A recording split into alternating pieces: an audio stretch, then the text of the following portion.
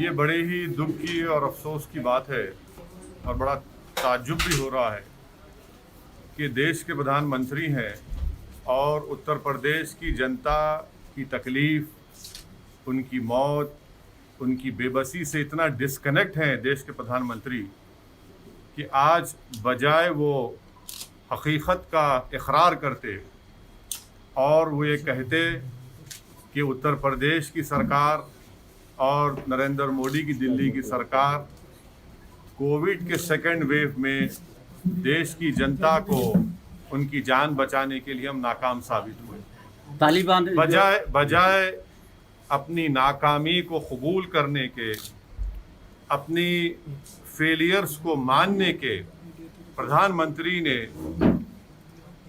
उत्तर प्रदेश में जो कम से कम 2 से 3 लाख लोग की सेकेंड वेव कोविड में जो मौत हुई है, जिनकी लाशें आपने मीडिया ने दिखाई कि पानी के ऊपर तीर रही थी, जिनकी लाशें किनारों पर निकल कर आ रही थी तो कुत्ते उनको खा रहे थे, वो मरने वालों की लाशें प्रधानमंत्री ये भूल चुके हैं कि वो किसी के बाप की थी, किसी के माँ की थी, किसी के बेटे की थी और उनकी ज़िंदगी की एक डिग्निटी थी। तो बड़े ही अफसोस की बात है कि देश के प्रधानमंत्री ने उस प्रदेश में आकर जहां से वो वहां के एमपी भी हैं, वो अपनी नाकामी को, अपने स्टेट के गवर्नमेंट की नाकामी को कबूल करते, उन्होंने लाखों मरने वालों के परिवार के ऊपर नमक उस पर फेंका है। अगर वो इस बात का इकरार कर लेते कि हाँ, जो जनता ने हमसे एक्सपेक्टेशन किया था हम उस पर नहीं उतरे, तो यकीनन उन मरने वाले परिवार को थोड़ी सी राहत होती कि चलो देश का हमारा जो प्रधानमंत्री है, जिसको उत्तर प्रदेश की जनता ने इतना बड़ा बहुमत दिया, मेजॉरिटी दी, वो हमारी तकलीफ को समझता है। लखनऊ से जो एटीएस ने पकड़े थे लोग, लखनऊ से 2, उनको जमीयत उल हिंद ने सपोर्ट किया, लीगल सपोर्ट किया, क्या रिएक्शन? देखिए, आप और हम इंशाअल्लाह ताला नहीं मालूम कितनी जल्दी कोर्ट उसका फैसला करेगा, मगर अगर कल कोर्ट उनको अपने फैसले में उनको बेगुनाह करार देता है, तो क्या जो मीडिया और जो मीडिया के चैनल पर जाकर लोग बड़ी बड़ी बातें कर रहे हैं, क्या वो माफ़ी चाहेंगे? ऐसे कई केसेस हैं जहां पर इनिशियल स्टेज में तो बड़ा ही रोमांटिसाइज किया जाता है, उसको बड़ा ही बड़ा चढ़ा कर दिखाया जाता है, मगर 8 साल 6 साल के बाद उनको कोर्ट बरी कर देता है तो मीडिया में उसको आधे मिनट का भी नहीं दिखाया जाता। तो हम इंतज़ार करेंगे, देखेंगे कोर्ट में ये कहां तक साबित होगा या नहीं होगा। क्या आप इस कार्रवाई को 2022 के चुनाव से जोड़ के देखते हैं? यूपीए मैं आपको जानता हूं आप कहां से आ रहे हैं। मैं यही बता रहा हूं कि 2022 के असेंबली विधानसभा के चुनाव में योगी आदित्यनाथ की सरकार की गवर्नेंस की नाकामी, कोविड में उत्तर प्रदेश की जनता को यतीम और यसीर बनाकर छोड़ देना और इस बात का उनको एहसास दिला देना कि योगी आदित्यनाथ की सरकार तुम्हारे साथ नहीं खड़ी है और मिसगवर्नेंस इतना है कि जेल में जाकर किसी की हत्या की जाती है। मिसगवर्नेंस इतना है कि रूल ऑफ लॉ के बजाय रूल बाय गन का गवर्नेंस यहाँ पर चला है। लाखों करोड़ों की तादाद में उत्तर प्रदेश का नौजवान बेरोजगार हो चुका है। किसान परेशान है मोदी सरकार की किसान पॉलिसी के, उसमें आज भी आप देखते हैं कि महीनों हो चुके हैं किसान डटा हुआ है अपनी जगह पर। माइनॉरिटीज़ के लिए कोई स्कूल का इंतज़ाम नहीं। यही संबल में बताइए आपने 5 साल 4.5 साल में कोई डिग्री कॉलेज खोला सिवाय एमक्यूएम के? उत्तर प्रदेश में highest drop out rate school में अगर किसी का है तो मुसलमानों का है। लिटरेसी रेट अगर किसी का कम है तो मुसलमानों का है, और फीमेल में सबसे कम है तो मुस्लिम महिलाओं का है। ग्रेजुएशन में सबसे कम है तो मुसलमान है। पीजी में सबसे कम है तो मुसलमान है, क्या गवर्नेंस आपने किया? तो ये मुद्दे रहेंगे। और उत्तर प्रदेश की जनता, जो इन लोगों की जाने चली गई कोविड में, जिसकी योगी सरकार उनको ऑक्सीजन मुहैया कर सकी, ना वक्त पर उनको दवाई पहुंचा सकी, ये सब मुद्दे रहेंगे। अभी जैसे प्रधानमंत्री जी ने कहा कि जो धार्मिक यात्रा है उनको बंद कर दें थर्ड वेव के उसमें मद्देनजर, लेकिन यूपी में योगी आदित्यनाथ ने कहा कि नहीं, तो प्रधानमंत्री, आप जब प्रधानमंत्री की बात या तो उत्तर प्रदेश के मुख्यमंत्री सुनेंगे या नहीं सुनेंगे मुझे नहीं मालूम। जब देश के प्रधानमंत्री ये कह रहे हैं तो क्या उनका मुख्यमंत्री सुनेगा?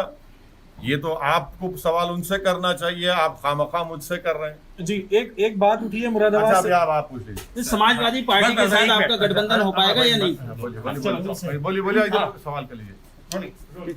मौजूद है। हाँ, बिल्कुल तैयारी करना है।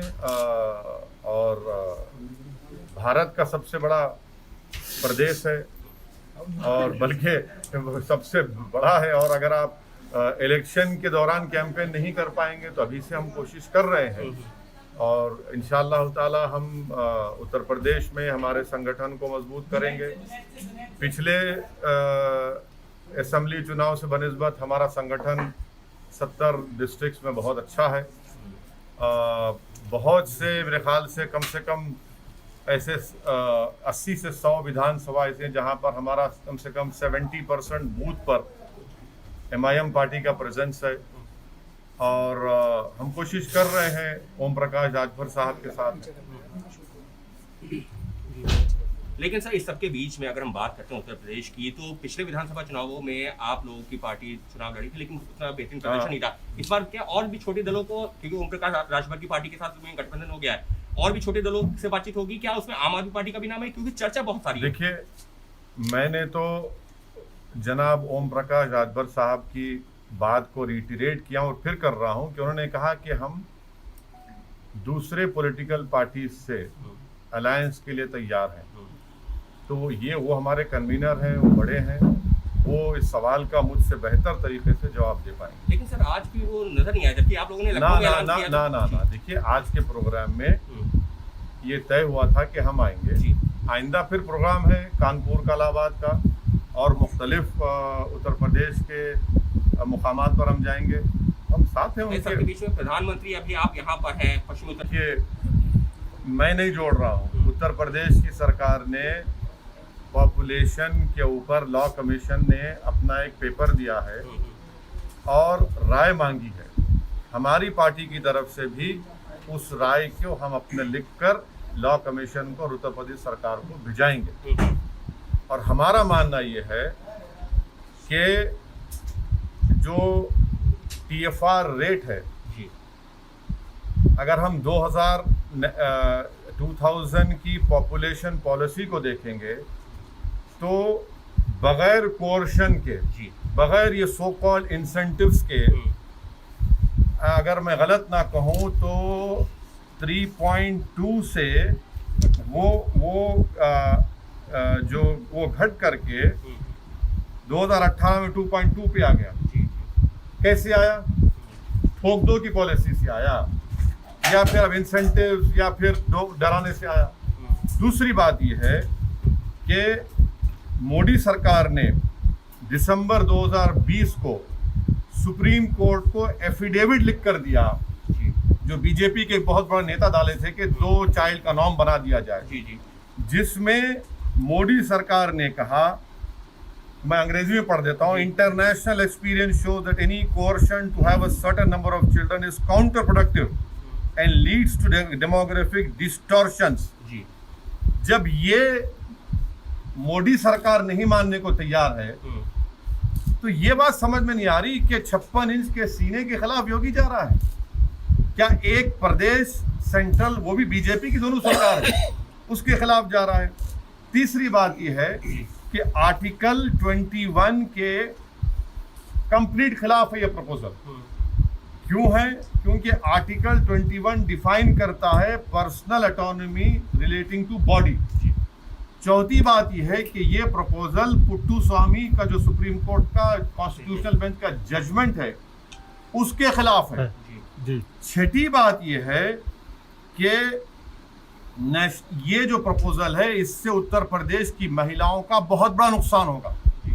क्यों होगा? स्टेरिलाइजेशन सबसे ज्यादा देश में 93% सिर्फ महिलाओं का होता है, और आप ये कह रहे हैं कि स्टेरिलाइजेशन आप करवा ले, तो ये महिला को राइट मिलना चाहिए कि वो डिसाइड करे। जो हमारी नेशनल पॉपुलेशन पॉलिसी थी उसमें हमने ये कहा कि आप शादी इस उम्र में करिए, एक बच्चे के पास स्पेस दीजिए। तीसरा, हमने एजुकेशन का इंतजाम किया। ये इस बात पर योगी की सरकार का कुछ ताल्लुक ही नहीं है। लेकिन और सुन ले पूरा आप सुन लीजिए, हम जरा तैयारी करके आए थे, आप मालूम आप हमारा इस्तकबाल करेंगे इन बातों से। अब अहम बात यह है कि हेल्थ के मामले में योगी सरकार तो उत्तर प्रदेश जनता को धोखा दिया है। हम डेटा दे रहे हैं। मैं उत्तर प्रदेश के मुख्यमंत्री जो हर टीवी के इंटरव्यू में असदुद्दीन ओवैसी के मजनू बन चुके हैं और बार बार लैला को याद करते हैं, हमको ये बता दें कि रूरल उत्तर प्रदेश में जो शॉर्टफॉल है हेल्थ सब सेंटर्स का, क्या वो 40% नहीं है? रूरल उत्तर प्रदेश में जो पब्लिक हेल्थ PHCs हैं वो 49% का शॉर्टेज है नहीं है। कम्युनिटी हेल्थ सेंटर्स में 53% का शॉर्टफॉल है, और उस कम्युनिटी हेल्थ सेंटर्स में 84% स्पेशलिस्ट नहीं है। हम उत्तर प्रदेश के मुख्यमंत्री से पूछना चाह रहे हैं कि 22 नवंबर 2019 को लोकसभा में मोदी सरकार ने एक जवाब में कहा कि उत्तर प्रदेश में डॉक्टर पेशेंट का वर्स रेशियो है। क्या है वो?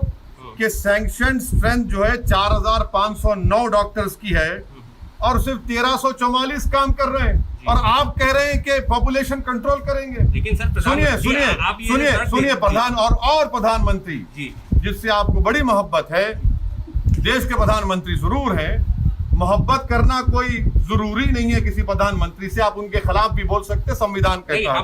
सुनिए जुलाई 1 को देश के प्रधानमंत्री ने कहा था कि इस देश में demographic dividend presents huge opportunity. Demographic dividend क्या है? 15 साल से लेकर 59 इयर्स तक ये वर्किंग पॉपुलेशन पूरे विश्व में किसी के पास नहीं है जो भारत में है। और ये एक्सपर्ट्स ये कहते हैं कि 2030 और 2050 तक रहेगा। आप पॉपुलेशन कंट्रोल के बजाय पॉपुलेशन को एम्प्लॉयमेंट नहीं देते, पॉपुलेशन को पढ़ाने के लिए स्कूल का इंतजाम नहीं करते, बच्चियों को पढ़ाने का इंतजाम नहीं करते, आप अस्पताल नहीं खोलते, अस्पताल अगर हैं तो डॉक्टर्स नहीं है। ये बात को साफ साबित होता है। तो बढ़ती जनसंख्या जो है खतरा नहीं है देश बढ़ती हुई जनसंख्या।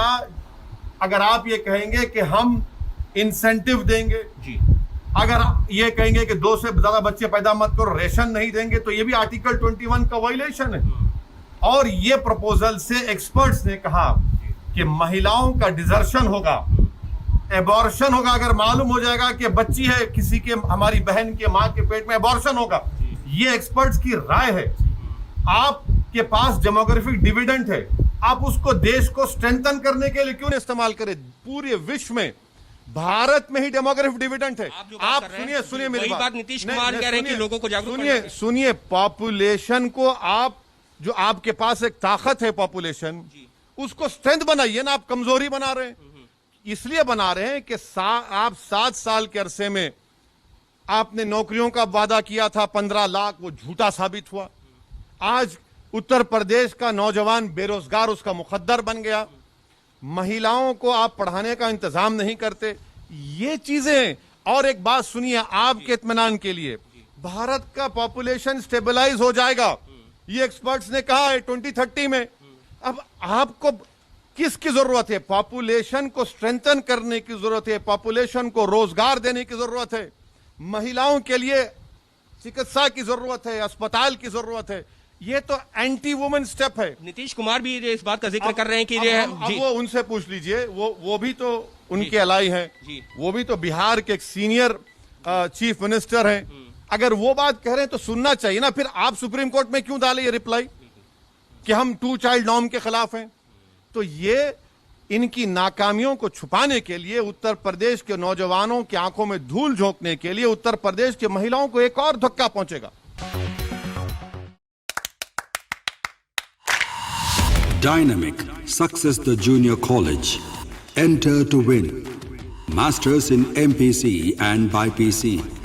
Integrated coaching for NEET, IIT, JEE. Separate block for girls. Better coaching, better planning, better environment with better results. Opposite Madanapet Mandi, Saeedabad, Hyderabad. Phone 04029701124. An Institute of Success Schools.